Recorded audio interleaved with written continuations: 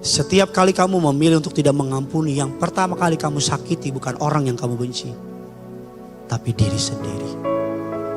Yang pertama kali kamu lukai bukan orang yang kamu benci, tapi diri sendiri.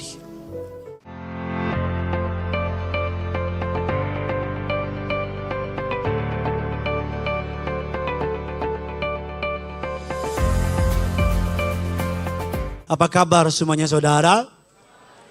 Saudara kalau mau jawab tidak luar biasa juga gak apa-apa kok saudara. Karena gereja di tempat ini saudara bukan diminta untuk berpura-pura. Tapi ini rumah Bapak saudara, saudara bisa datang apa adanya. Apa kabar semuanya saudara?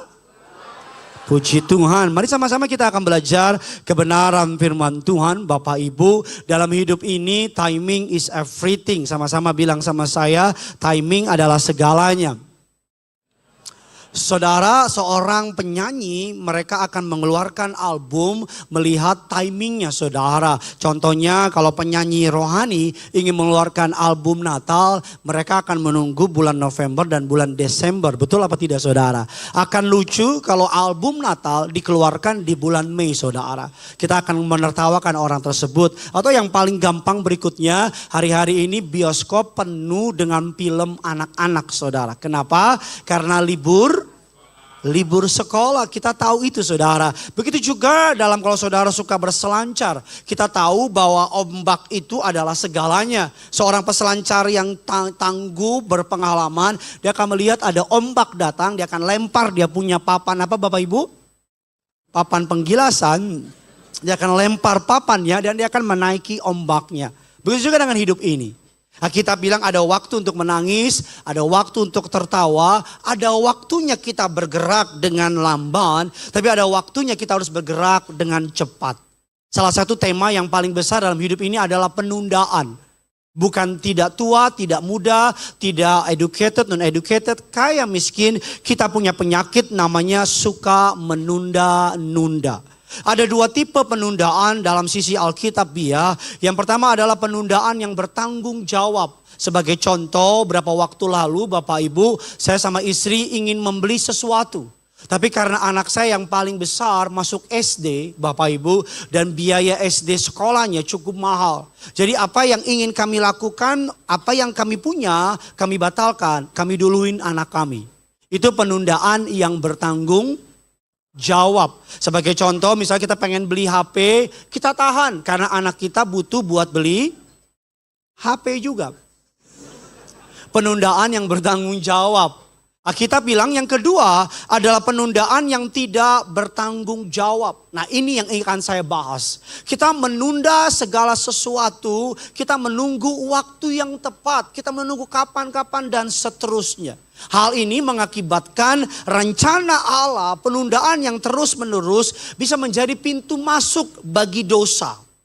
Kelalaian, penundaan adalah sebuah tanda ketidaktaatan. Penundaan adalah pencuri waktu ilahi. Kalau ada kesempatan Bapak Ibu yang Tuhan panggil kita untuk setia dan taat tepat waktu. Nah hari ini kita akan belajar, tema khotbahnya adalah sebelum terlambat. Sebelum apa Bapak Ibu? Terlambat. Kita suka bilang makanya penyesalan itu kalau di depan apa namanya? Pendaftaran. Kita suka ngomong dan kita suka ketawa kan, haha gitu kan. Tapi banyak dari kita suka menunda. Nah hari ini goalnya adalah saya akan belajar, kita akan mengajar, ya begitulah. Kita akan belajar bersama-sama kapan kita harus bergerak dengan cepat. Kapan kita harus meresponi apa yang menjadi waktunya Tuhan.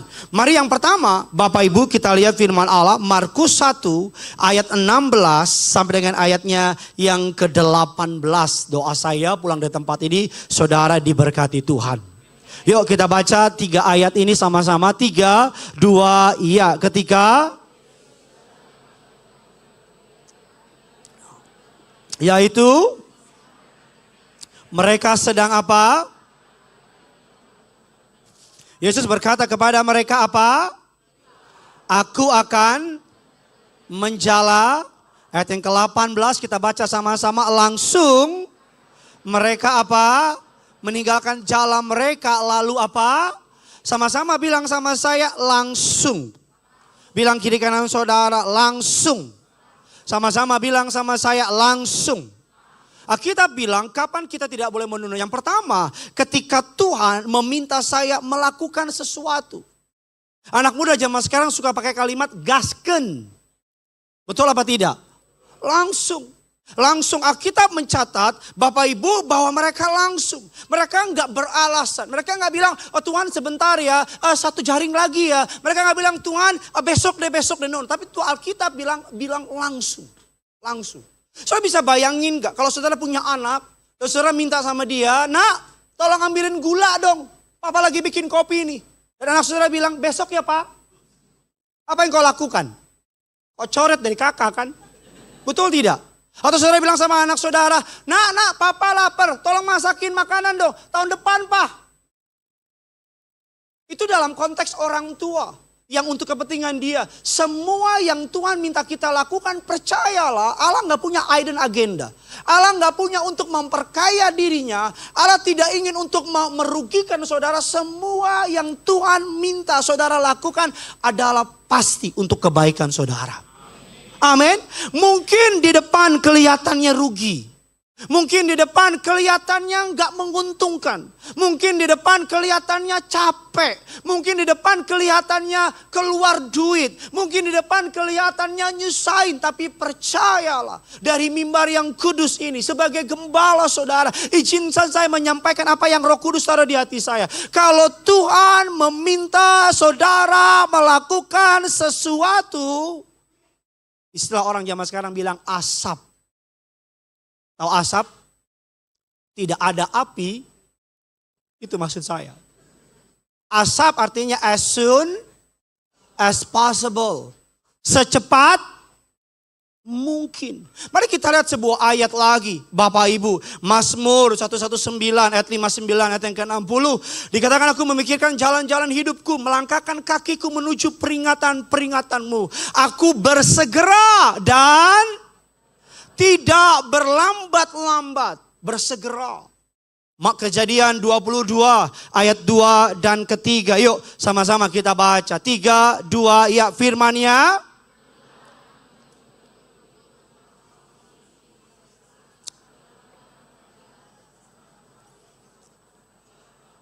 Pada salah satu gunung yang akan, ayat yang ketiga kita baca apa responnya dari Abraham. 3, 2, ya keesokan, pagi-pagi bangunlah, ia memanggil beserta anaknya, ia membelah untuk lalu pergi ke tempat yang dikatakan, sama-sama bilang sama saya pagi-pagi. Orang Yahudi kalau bilang pagi itu bukan jam 7, bukan jam 6, bukan jam 5. Berapa Pak Pendeta? Di bawah jam 4. Orang Yahudi bilang. Dan Abraham sayang sama Ishak. Ishak adalah anak penantiannya. 20-25 tahun Abraham menanti Ishak. Dan Abraham tahu bahwa Allah yang disembah bukan Allah yang akan mempersembahkan anaknya seperti Allah-Allah pada yang lainnya. Tetapi Alkitab katakan Abraham tidak berargumen sama Allah. Alkitab katakan Abraham tidak, saudara dalam ayat yang Tuhan berikan perintah kepada Abraham. Kita belajar bahasa Indonesia, ada yang namanya SPOK. Subjek, predikat, objek, keterangan, waktu. Saya cuma ngetes mana yang bolos, mana yang cabut ketika. SPOK. Dari seluruh perintah Allah kepada Abraham, subjeknya ada, yaitu Abraham. Objeknya ada yaitu Ishak, Bapak Ibu. Dikatakan apa Bapak Ibu? SP. Subjek. Predikat. Saya jadi nyesel ngomong gitu tadi saudara. Tapi yang tidak ada apa di situ? Keterangan waktu. Abraham tidak memakai keterangan waktu itu untuk bermain-main sama Allah. Enggak ada. Kadang-kadang kita kalau Tuhan suruh, kita cari kalimat Allah, kita berusaha keluar dari perintah Allah supaya kita bisa lolos dari yang Tuhan minta. Kita kayak pengacara, apa yang Allah bikin, kita cari nih, mana kelemahan kalimatnya supaya kita bisa save ourselves. Supaya kita bisa lari dan bisa mengamankan. No, Abraham gak bilang, Abraham bisa bilang begini loh. Tuhan kan gak bilang kapan. Betul gak? Ya nantilah ketika Ishak udah 99 tahun. Betul apa tidak? Semakin lama Abraham menunda, maka semakin lama rancangan Allah digenapi dalam hidup Abraham. Semakin lama kamu menunda apa yang Tuhan minta dalam hidup kamu. Kemarin kita ikut retret. Nggak nanya saya kasih tahu. Coba siapa yang ikut retret kemarin? Anak-anak muda. Kalau opa oma nggak usah angkat tangan. Banyak anak muda, ayo pelayanan. Ayo gabung pelayanan. Aduh pengen sih kak, tapi ya nanti deh lagi sibuk kuliah. Udah lulus kuliah, ayo gabung pelayanan. Nanti kak, baru masuk kantor. Masuk kantor, aduh kak baru diangkat jadi manajer nanti. Diangkat jadi manajer, aduh kak baru nikah nanti. Aduh kak baru punya anak nanti. Aduh anak masih kecil-kecil nanti. Umur 90 tahun baru, ayo kak pelayanan. Mau daftar apa? Choir. Lo lompat gue yang takut. Lo lompat juga nyawa lo nanti. Kalau Tuhan sudah suruh banyak dari kita. Kita cari bagaimana lolos dari yang Tuhan minta.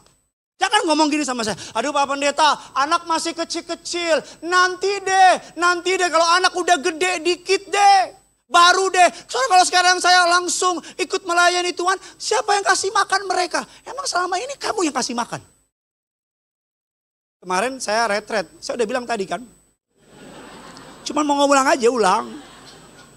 Main retret. Sebelum keluar rumah, saya doain anak saya Gene sama Joy. Saya urapi. Ini pengalaman saya doain Tuhan. Saya pergi 3 hari, tolong jagain Gene sama Joy Tuhan. Selama saya pergi, tolong jagain mereka. Roh Kudus bilang dengan keras di hati saya. Emang selama ini siapa yang jaga? Saya langsung, oh iya juga ya. Emang selama ini kamu yang jaga? Selama ini yang jaga Tuhan bukan saya. Jadi seakan-akan saya pikir saya yang jaga. Karena saya kangen sama Gene, di hari kedua saya bilang, Gene datang ke tempat retret deh. Itu pesawat pribadi papa lagi nganggur pakai, saya bilang.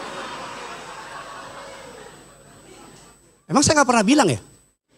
Saya punya pesawat pribadi banyak. Pakai deh saya bilang. Karena di tempat retret gak ada helipad, saya bilang bangun. Jangan kayak orang susah. Ketika Gene sampai di tempat retret, itu kan tempat retret kan gede kan, luas. Ya kan, ada rumput hijau luas. Gene sama Joy lihat, lari, dia lari kenceng. Saya bilang jangan kayak orang norak, di rumah juga ada. Saya bilang, di rumah juga ada. Itu Gene sama Joy, bapak ibu lihat lari mereka. Abangnya memang paling kerok memang. Abang bilang, ayo deh kita lomba lari. Abangnya 7 tahun, adiknya 3 tahun. Mereka lari. Dan mereka berdua sampai di usia kalau papanya teriak, makin kencang teriakannya, makin kencang larinya. Saya teriak, Gene, Joey, mereka lari kencang. Si Joey jatuh, tak, sampai bunyi tangan kerak gitu. Aduh papa, Joey makan rumput.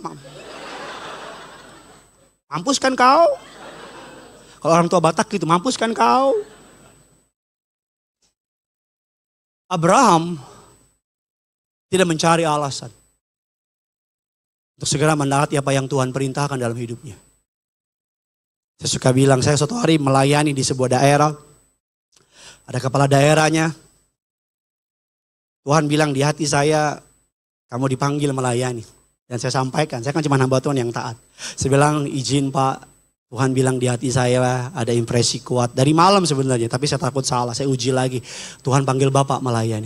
Oh iya Pak Pendeta, udah banyak pendeta yang bilang. Selama kemarin udah bilang pelayanan.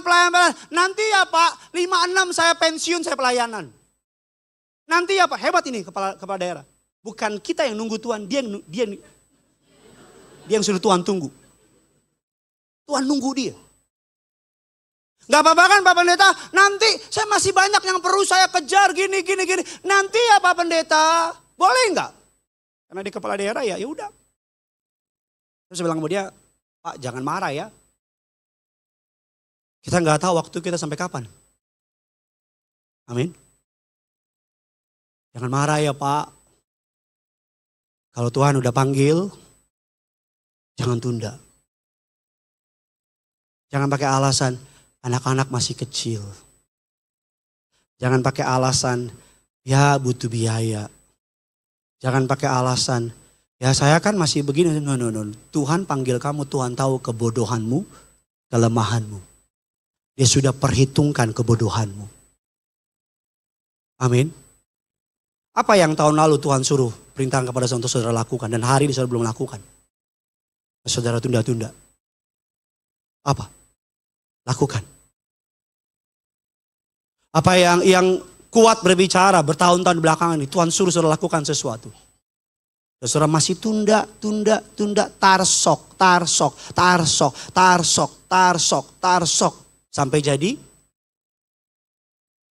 innalillahi wa inna ilaihi raji'un. Selesai.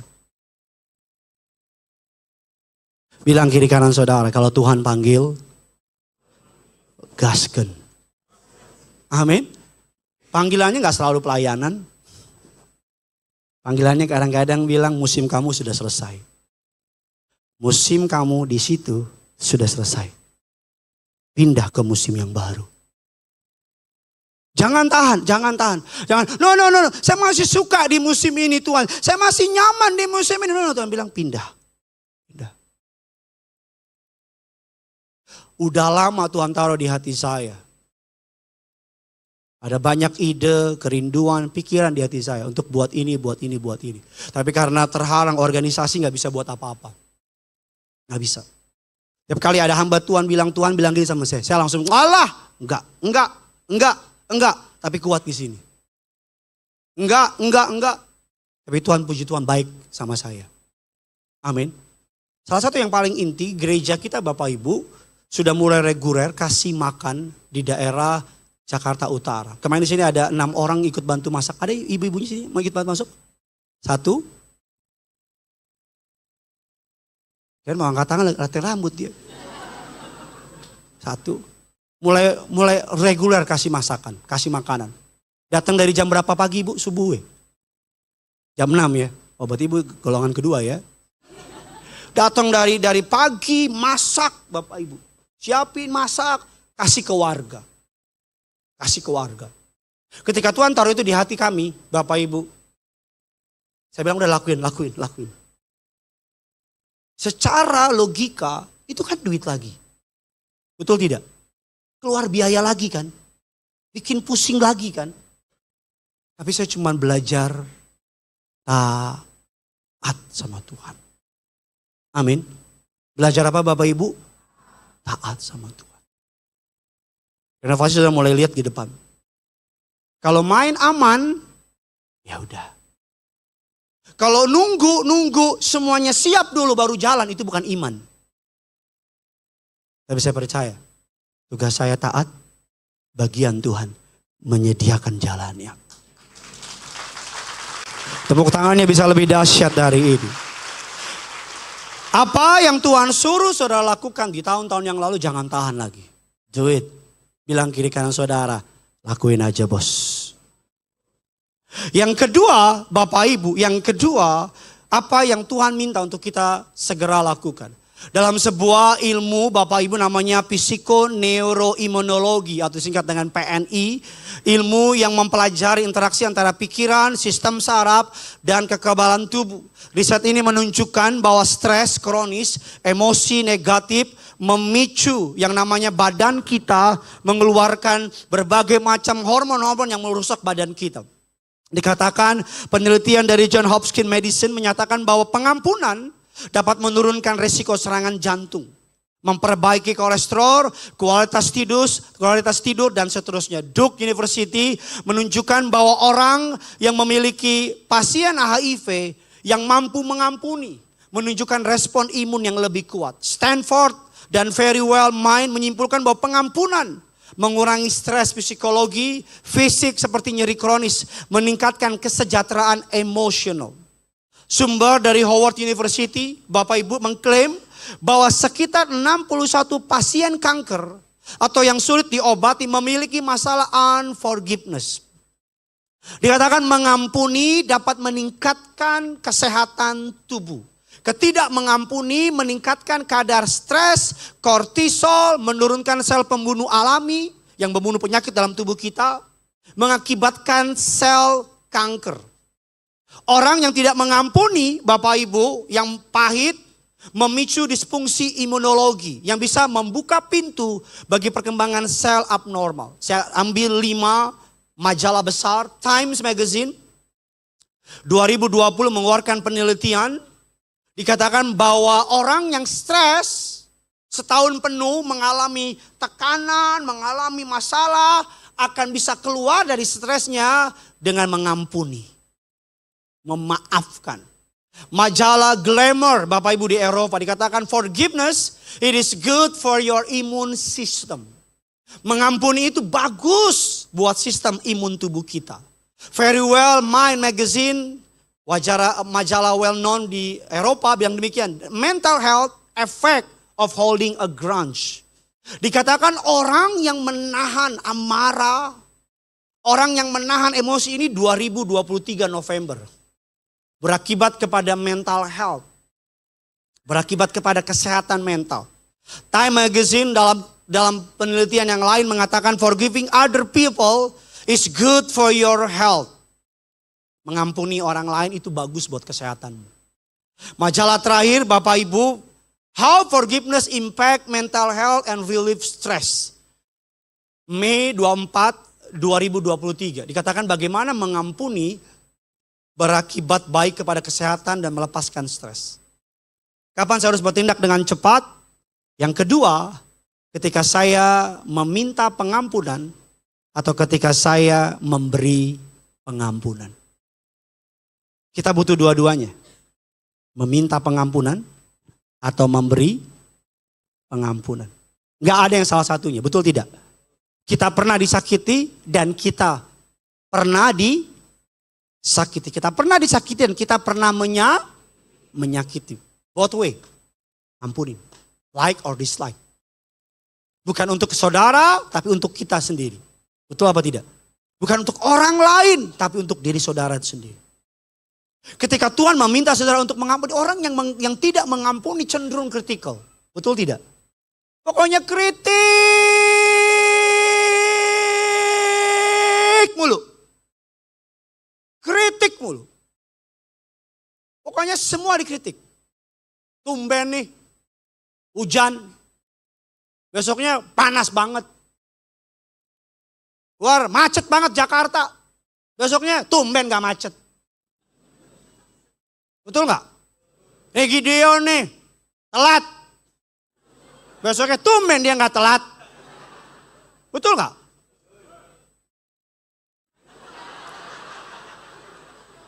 Gak apa-apa, memang ada domba, ada kambing di tengah domba memang. Ya. Isi saya saksinya ada jemaat kita, Bapak Ibu, ya bukan jemaat kita sih. Karena malas nyebut dia jemaat. Tiap hari habis saya khotbah Bekasi, habis saya khotbah DM saya cuma maki-maki. Tapi tiap minggu datang. Kan kita sampai bingung kan? Betul tidak? Saudara boleh tanya sama Pastor Great, saksinya. Tiap minggu habis beres khotbah saya bilang, lihat pasti komen lagi nih. Khotbah Bapak begini. Selalu ada di komentar. Dalam hati saya, ini dia dosen, jemaat atau apa nih? Orang yang suka kritik biasanya hidupnya sering dikritik. Orang tua yang suka ngeritik, biasanya orang tuanya juga suka ngeritik. Dan anak yang suka dikritik, kemarin saya retret, saya udah kasih tahu ya.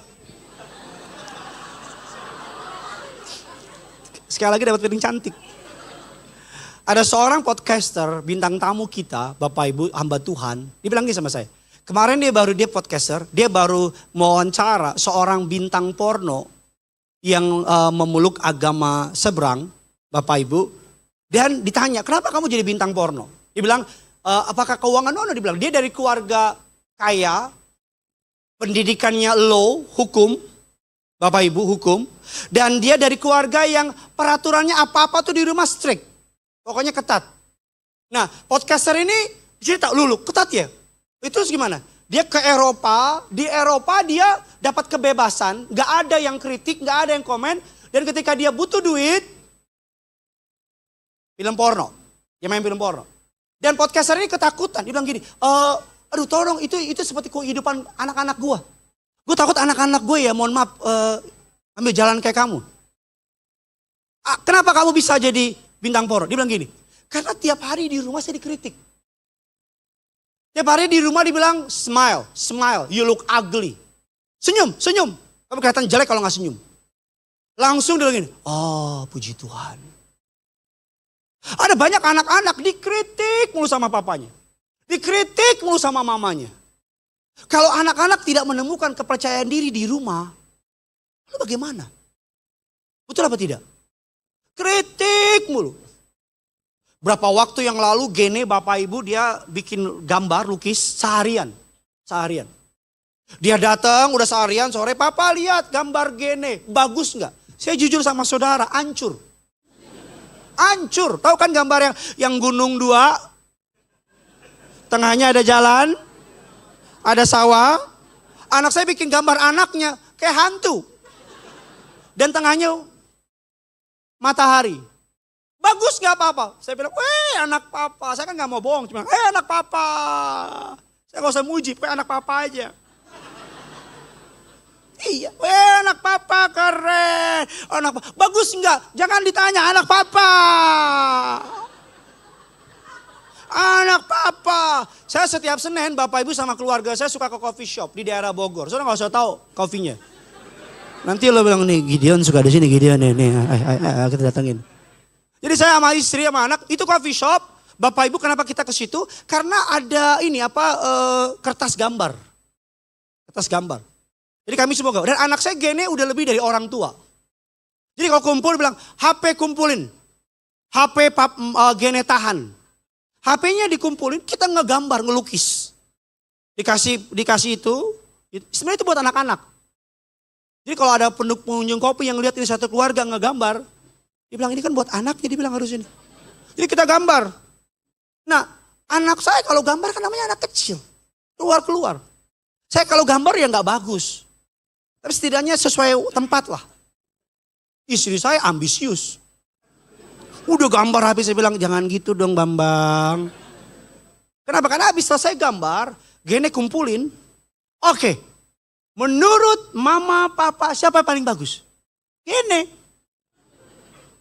Ya dong, Gene paling bagus. Nomor 2 siapa? Joey. Nomor 3 harus saya.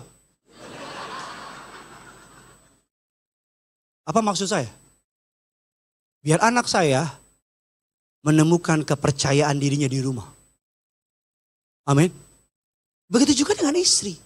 Istri saya kemarin potong rambut. Hair of hope. Dia potong rambut, dia potong. Yang pertama kali habis potong, dia foto kirim ke saya. Sampai gini. Saya undang pemain bola dulu. Sayang bagus enggak? Saya langsung bilang, boleh lihat angle lain enggak?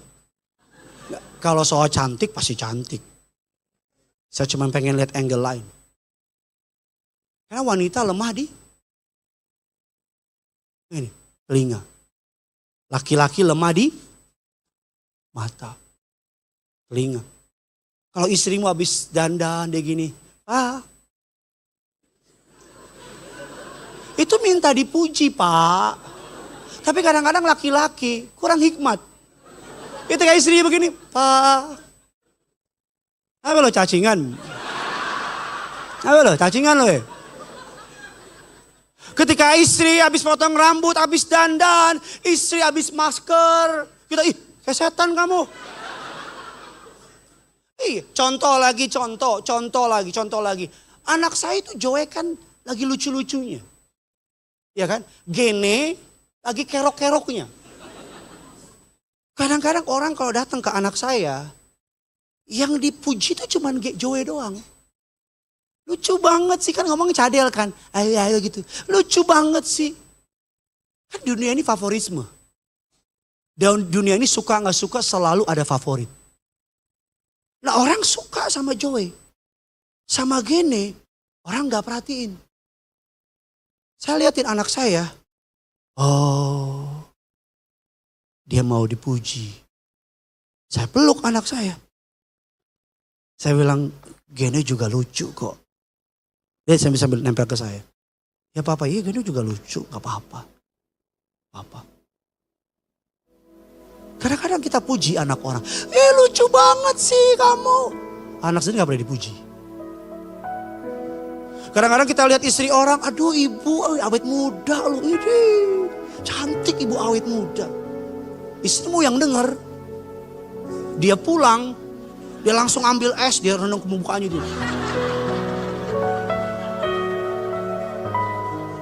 Dia lakukan segala perawatan. Setelah sebulan, papa lihat ada yang beda nggak? Kenapa? Ada yang beda nggak papa? Iya sih papa lihat beda. Apa? Lo sakit ya? Mari kita jujur. Kita mudah memuji orang luar. Susah memuji orang yang dekat sama kita. Betul tidak? Kenapa kayak gitu? Ketika Tuhan minta kita untuk ngampunin. Ampunin. Jangan disimpan. Jangan ditahan. Saya gak akan ada di mimbar ini kalau saya menyimpan dendam sama seseorang. Gak ada. Di suatu malam saya datang sama Tuhan. Saya bilang sakit banget. Gak enak banget. Dan saya tahu. Saya tahu dengan jelas, proven. Ini. Terus sama Tuhan, saya mau taat. Saya mau ampuni. Saya mau let go. Roh Kudus bilang, ucap berkat sama orang itu. Ya Tuhan berkati orang itu. Sayangi orang itu. Jamah agar orang itu tidak berakhir kepada api neraka dalam kekekalan. That's it. Kamu tidak diprogram untuk tinggal dalam kepahitan. Kamu tidak diprogram untuk tinggal dalam kebencian. Saya pernah bilang sama saudara berapa tahun yang lalu. Ada survei di luar negeri. 2 orang disuruh mengunyah kapas. Ada yang ingat survei itu? Kapas yang pertama sambil mengingat tentang kepahitan. Perceraian, pengkhianatan, kebencian.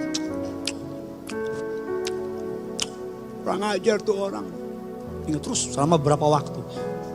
Orang yang kedua sambil mengunyah kapas disuruh mengingat hal-hal baik dalam hidupnya. Hal-hal baik. Oh rumah baru. Oh mobil baru. Selesai berapa waktu kemudian, saya nggak tahu berapa lama. 2 kapas mereka diteliti di bawah mikroskop. Yang mengunyah kapas sambil mengingat hal yang benci. Dalam ludahnya ada enzim yang bisa mengakibatkan kanker. Dalam ludah yang satu sambil mengingat hal-hal yang baik. Ada enzim yang meningkatkan sistem imun tubuh.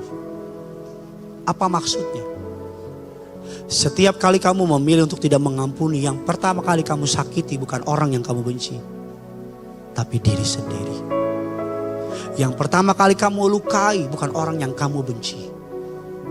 Tapi diri sendiri. Botol minum ini tidak didesain untuk menyimpan lava. Tahu lava kan? Yang merusak. Tubuh saudara tidak didesain untuk menyimpan kepahitan. Seperti kita berharap mengasih racun orang itu mati. Tapi yang pertama mati duluan siapa? Diri kita sendiri.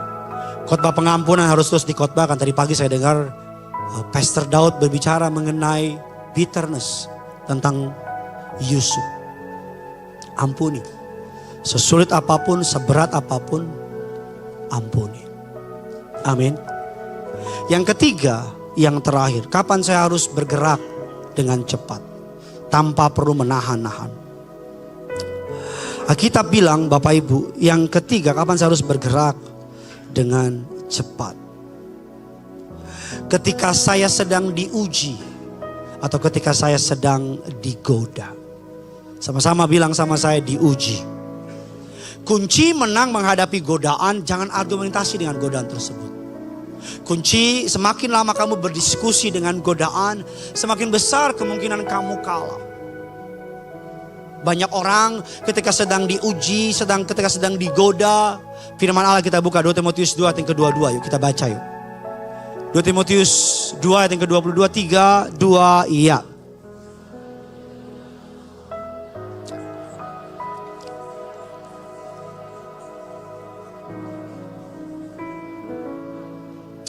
Sebab itu jauhilah nafsu orang muda. Jauhi arti bicara apa? Stay. Jaga jarak. Godaan itu Bapak Ibu seperti sales, licik, yang ke rumah kita, yang ketok pintu rumah kita. Saudara kalau ketemu sales ngapain? Kalau nggak tarik tutup kan? Betul nggak? Maaf, saya udah punya. Oh maaf, saya nggak tarik tutup. Saudara kalau pergi ke mall, ketemu sales yang nawarin kartu kredit, nawarin apa? Kita tahu kita nggak butuh, kita nggak perlu, betul tidak? Karena kita tahu semakin kita duduk, betul tidak? Semakin lama duduk, semakin apa?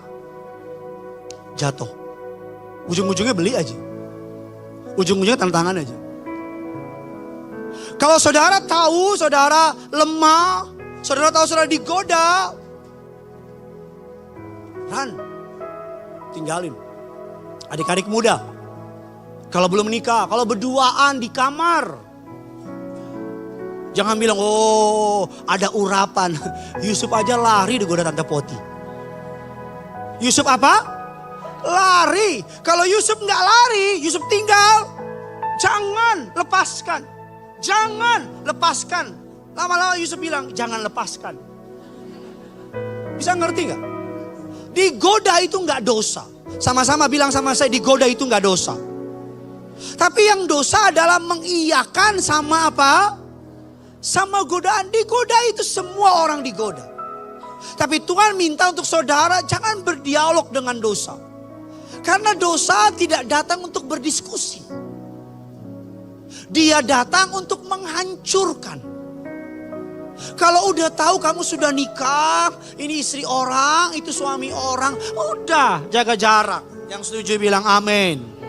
Kalau kamu tahu malam-malam kamu suka jatuh karena pornografi, ke onani, suka nonton blue film, udah malam-malam matiin.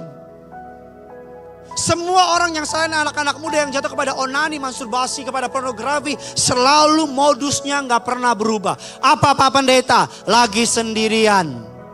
Apa modus kedua? Sendirian, internet kenceng. Cuman lihat. Dari mulai cuma lihat, mulai. Kita semua tahu kisah yang paling sering kita dengar. Kalau nggak mau digigit oleh lebah, jauh-jauh dari sarang lebah. Halo? Masih ada orang di tempat ini, amin? Kalau udah tahu saudara lemahnya minuman, jangan deket-deket sama minuman. Gampang gitu loh. Kalau saudara lemahnya sama judi, udah, dekat-dekat sama Roma Irama. Ngomong-ngomong Roma Irama itu baru kerjasama sama grup band luar negeri Linkin Park. Ngeluarin album internasional. Benar saudara, Roma Irama. Akhir tahun keluar, judulnya Do You. Oh iya, lagu seperti Do You aku suka padamu. Bodoh amat. Saudara,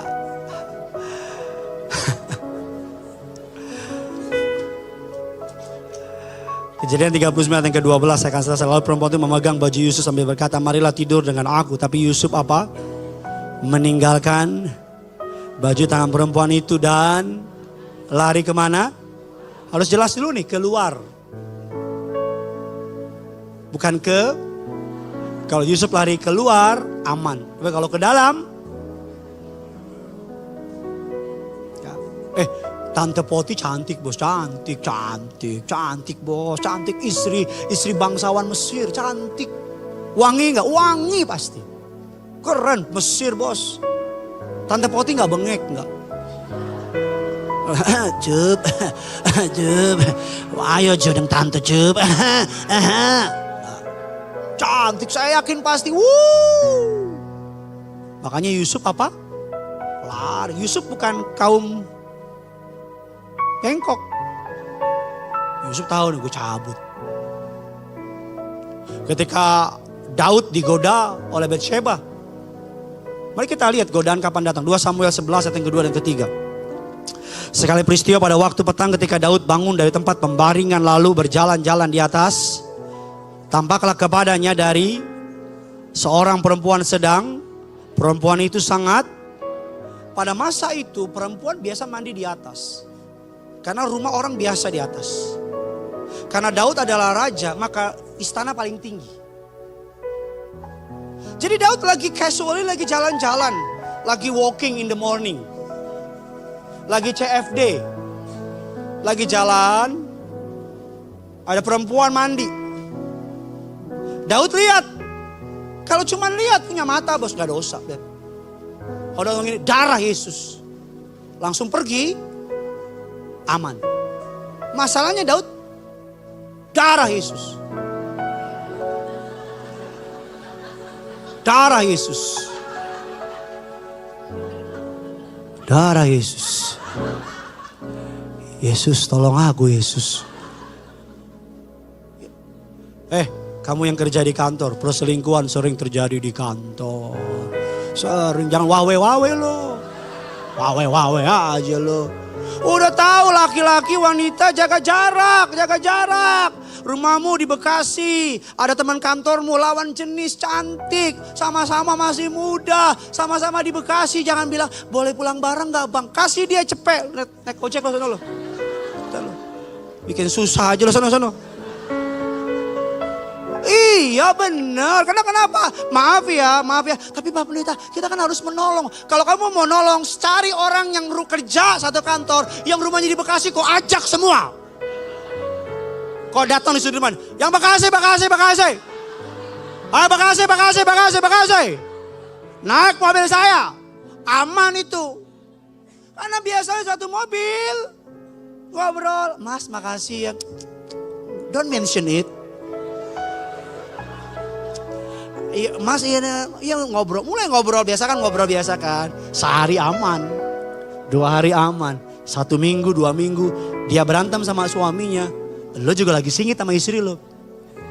Mulai deh tuh setan masuk. Mas kok mukanya kesel gitu sih? Kenapa mas? Itu tuh, kamu tahu kan istriku, si Dewi. Kenapa Dewi mas? Alah, aku kantor capek-capek, dia malah sibuk zumba. Sama tuh istriku Tono, suamiku Tono mas juga begitu. Komen-komen, iya kenapa sih begini? Harus mumet. Terus macet kan. Sayang macet nih mas, kita ngopi dulu yuk. Udah ngopi, udah. Malam, mulai tuh. Udah sampai rumah belum? Makasih ya mas. Setan mulai main. Udah gue gak usah lanjutin lah. Udahlah tahu lah. Reuni SMP SMA. Itu reuni bapak ibu pesan saya. Ajak istrimu. Ajak suamimu. Kalau gak bisa istri suamimu. Kalau gak bisa ajak orang tuamu. Bilang ini papa nih angkatan lebih tua nih papa nih. Reuni apa? Ketemu mantan. Unfinished business. Ketemu kan di kantor kan kayak Ratna. Gali. Aduh. Udah anak 3 masih aja singset. Mas Gali. Kalau ketawa setan itu Wawe. Saya kalau keluar kota, pasti ajak istri. Pasti punya bos. Kalau istri gak bisa, ajak tim. Kalau gak ada yang bisa, orang di tempat itu saya minta tolong tidur bareng. Tentunya laki-laki. Pertama gosip. Kedua, ya udahlah jaga sikap. Saya kan gak jelek. Loh apa? Saya kan ngomong yang real talk gitu loh. Iya saya kan gak jelek. Kalau konselingnya minta saya perempuan, saya ajak istri saya. Saya bilang sama tim saya, kalau ada perempuan cantik, muda, kiri kanan. Saya bilang, di kiri kanan tim saya, dengerin. Kalau saya bilang kamu pergi, laporin sama istri saya. Kan gak mungkin ngebahas rahasia negara kan? Laporin istri saya. Tapi kalau oma-oma, lu pergi aja udah. Gue juga gak doyan. Pendeta, Pak Pendeta, oma so janda Pak Pendeta. Mau barang Grace juga ogah gue oma. Ya.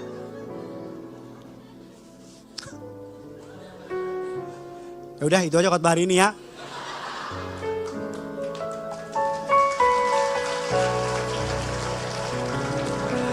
Sekarang perselingkuhan itu banyak. Perselingkuhan itu apa? Hati-hati.